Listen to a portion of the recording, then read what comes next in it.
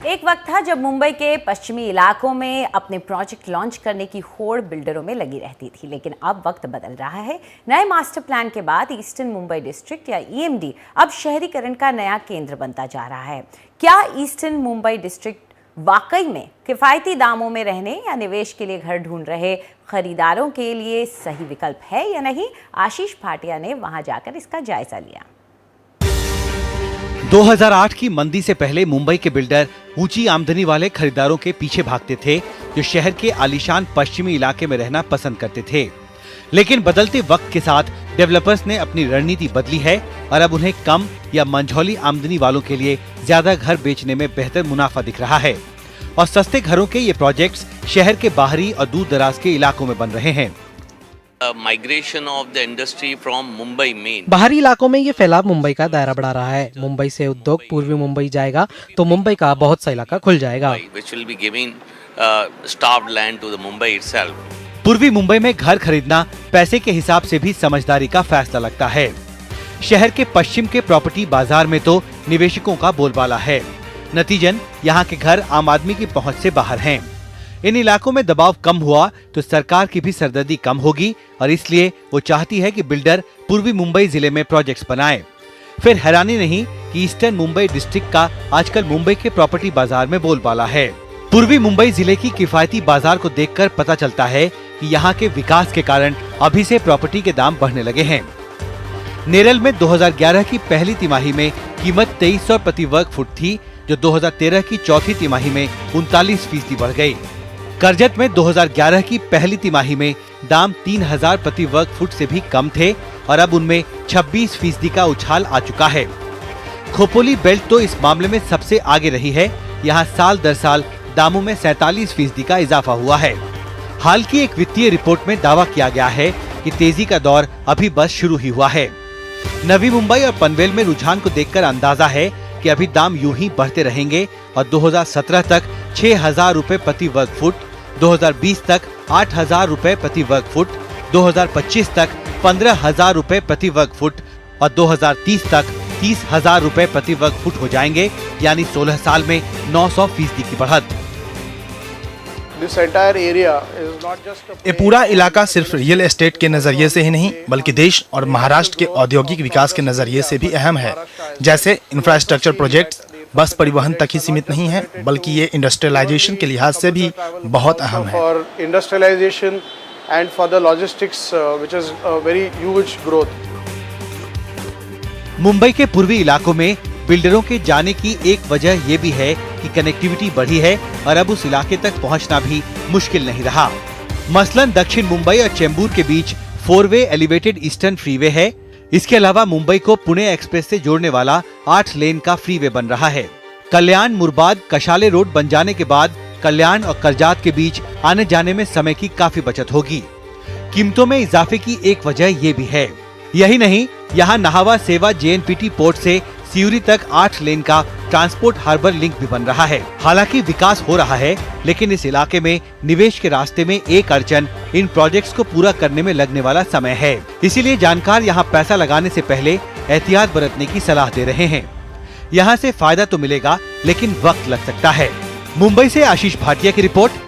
तो चलिए इस विषय पे और चर्चा करते हैं। हमारे साथ श्री शुभांकर मित्रा हैं, head strategic consulting west JLL India, और श्री रोहित पोद्दार MD पोद्दार डेवलपर्स। सबसे पहले मिस्टर मित्रा आपसे शुरू करना चाहूँगा, बताइए जो ये ईस्टर्न मुंबई का जो इलाका है जो तेज़ी पकड़ रहा है, कितना पोटेंशियल मानते हैं आप इस इलाके में अप्रिसिएशन के मसले से भी, और जो मुंबई का जो एक सबसे बड़ी प्रॉब्लम जो चल रही है इस समय, वहाँ जगह की कमी है, क्या उस जगह की कमी को कुछ हद तक ये जगह पूरी कर पाएगी?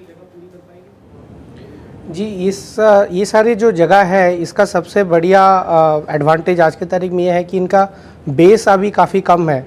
जैसा कि आपने दिखाया अपने शो में कि 2500 से 3000 के रेट है मोस्ट ऑफ दिस एरियाज़ में, जो काफ़ी अट्रैक्टिव है।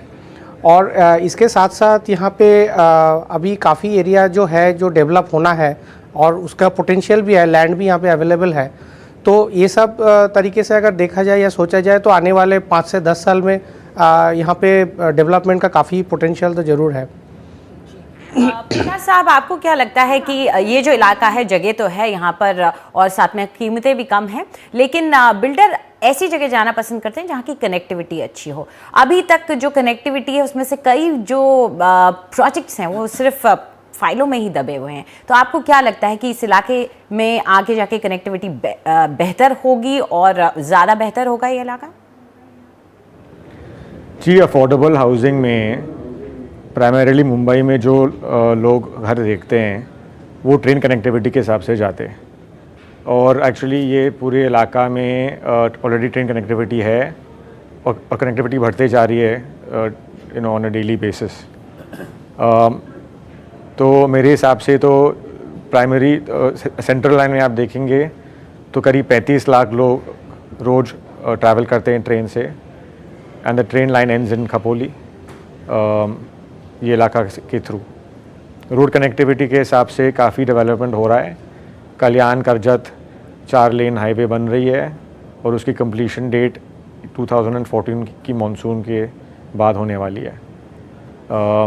पर इंफ्रास्ट्रक्चर के बजाय ज़रूरी चीज़ क्या है डेवलपर को लिए कि वो जो भी कमिटमेंट करें कस्टमर को उसको फुलफ़िल करें।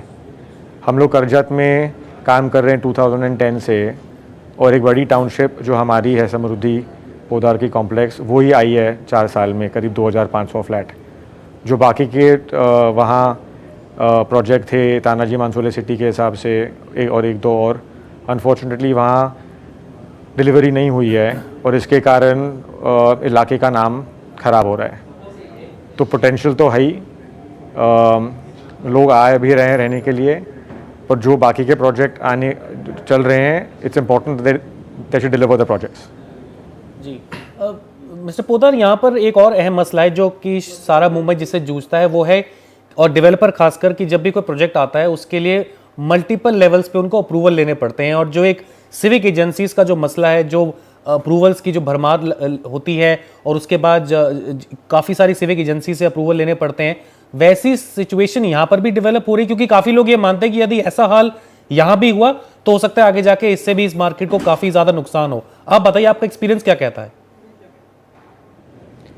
जी, मेरे हिसाब से हर डेवलपर बोलेंगे कि उनको सिंगल विंडो क्लियरेंस चाहिए। हमारा जो व्यू है कि नॉन एग्रीकल्चरल लैंड कन्वर्जन और टाउन प्लानिंग अप्रूवल फास्ट आती है, पर फाइल अटकता है इन्वायरमेंटल क्लियरेंस में। तो हम लोग ने बहुत सारे रिप्रेजेंटेशंस किए हैं नेशनल हाउसिंग बैंक के थ्रू और यहाँ के मंत्रालय में कि आप अफोर्डेबल हाउसिंग के लिए स्पेसिफिकली सिंगल विंडो क्लियरेंस लाइए, और ये एक सिंगल स्टेप बहुत सारा मसले को निकालेंगे in terms of attracting developers to come and enter this segment. तो 1 से 1.5 साल जा रहा है आज के दिन में अप्रूवल्स आने के लिए, इंक्लूडिंग एनवायरमेंटल अप्रूवल्स। जी मित्रा साहब, यहाँ पे मैं एक बार फिर से कनेक्टिविटी के इशू को लाना चाहूँगी। ये बात तो सही है कि ट्रेन की कनेक्टिविटी मुंबई जैसी जगह के लिए काफ़ी ज़रूरी हो जाती है। इस मामले में करजत शायद एक ऐसा इलाका बन के निकला है जो इस पूरे जो एरिया है उसको फ़ायदा पहुँचाएगा। तो करजत की कनेक्टिविटी कितनी अहम है और किस तरह से ये आगे बढ़ाएगा इस पूरे इलाके को? देखिए, करजत एक ऐसा स्ट्रेटेजिकली लोकेटेड है कि जो 2 एस्टेब्लिश नोड है आज के तारीख में मुंबई में, पनवेल और कल्याण, ये दोनों से ही कनेक्टेड है। पर अनफॉर्चुनेटली क्या है, जो आज की तारीख में ट्रेन की फ्रीक्वेंसीज़ है वो काफ़ी कम है, जो बढ़नी चाहिए। और ये रूट में ट्रेन लाइंस तो है, बट करजत पनवेल नज़दीक होने के बावजूद उसके बीच में कोई ट्रेन कनेक्टिविटी नहीं है। इवन करजत और कल्याण के बीच में या करजत और थाने के बीच में भी ट्रेन के फ्रीक्वेंसीज़ काफ़ी कम है। तो ये जो सारे चीज़ है ये कस्टमर को इफ़ेक्ट करता है। आज के तारीख में अगर कोई डिसीजन लेना है होम बाइंग का तो डेफिनेटली कनेक्टिविटी में ये सारा चीज़ भी मैटर करता है। मिस्टर पोदार, डीएमआईसी कितने हद तक इस जगह को कारगर बना सकता है? डीएमआईसी अपने आप में सबसे बड़ा एक एम्बिशियस प्रोजेक्ट है, और काफ़ी लोग ये भी मानते हैं कि इस ईस्टर्न मुंबई जिस एरिया की हम बात करें उसकी कामयाबी में काफ़ी हद तक कितनी तेजी से डीएमआईसी का काम होता है वो बहुत निर्भर करता है। आप बताइए, कितनी उम्मीदें हैं आपको इससे? सर, मेरे हिसाब से तो डीएमआईसी काफ़ी दूर की बात है करजत एरिया के लिए। यहाँ के जो अभी एग्जिस्टिंग कस्टमर आ रहे रहने के लिए वो बम्बई में अनअफोर्डेबिलिटी के हिसाब से आ रहे हैं, और डीएमआईसी मेरे हिसाब से उनके मन में है ही नहीं। उनका प्राइमरी इशू क्या है यहाँ सोशल यानी स्कूल हैं क्या, अस्पताल है क्या, ट्रेन कनेक्टिविटी है क्या, ब्रांडेड डेवलपर है क्या, हमारे जैसे जो उनकी उम्मीद को कंप्लीट करेंगे। उनका रिक्वायरमेंट काफ़ी बेसिक है।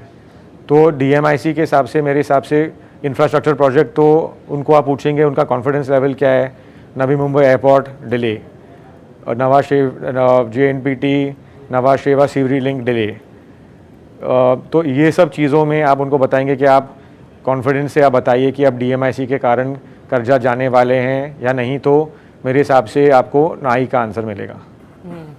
जी, जो आम आदमी खरीदने जाता है शायद वो अपनी सहूलियत को ज़्यादा देखता है और इंडस्ट्रियल एस्पेक्ट से कम ही देखता है। लेकिन मित्रा साहब, जो इलाका है उसकी जिस तरह की प्राइसिंग की प्रोजेक्शंस हो रही हैं वो एकदम मतलब बौखला देने वाली और एकदम हैरान करने वाली हैं। तो क्या वाकई में यहाँ जो जिस तरह का अगर कोई आज आके पैसा लगाता है तो प्राइस इतना बढ़ जाएगी कुछ सालों बाद? जी, ये तो एक स्पेकुलेशंस की बात हो गया, क्योंकि रियल एस्टेट में इतना प्रिसाइजली कोई भी फोरकास्ट संभव नहीं होता है प्राइसिंग का। पर एक चीज़ तय है कि क्योंकि इसका बेस रेट काफ़ी लो है तो ऑब्वियसली जैसे 2,500-3,000 हज़ार से 4,000 या 5,000 तक रेट जा सकता है 3 से 5 साल के अंदर। बट जैसा कि इसने फिगर में दिखाया 25,000 और 30,000, वो कभी होगा उसके बारे में बताना स्पेकुलेशन ही है। तो और जाहिर सी बात है कि आज की तारीख में कॉस्ट ऑफ कंस्ट्रक्शन भी बढ़ रहा है, इंफ्रास्ट्रक्चर डेवलपमेंट कॉस्ट भी बढ़ रहा है। तो यहाँ के बिल्डर अभी जो प्रोडक्ट डिलीवर कर रहा है with for looking into the affordable segment with basic specifications, पर जैसे जैसे लोग आएंगे तो यहाँ पे थोड़ा सा एफ्लुएंट क्लास भी धीरे धीरे इस तरफ रुख करेगा और स्पेसिफिकेशंस, क्वालिटी ऑफ बिल्डिंग भी इंप्रूव होंगे, तो कॉस्ट ऑफ कंस्ट्रक्शन भी बढ़ेगा। तो जाहिर है ये सब बातों से प्राइस तो ऊपर ही जाने वाला है।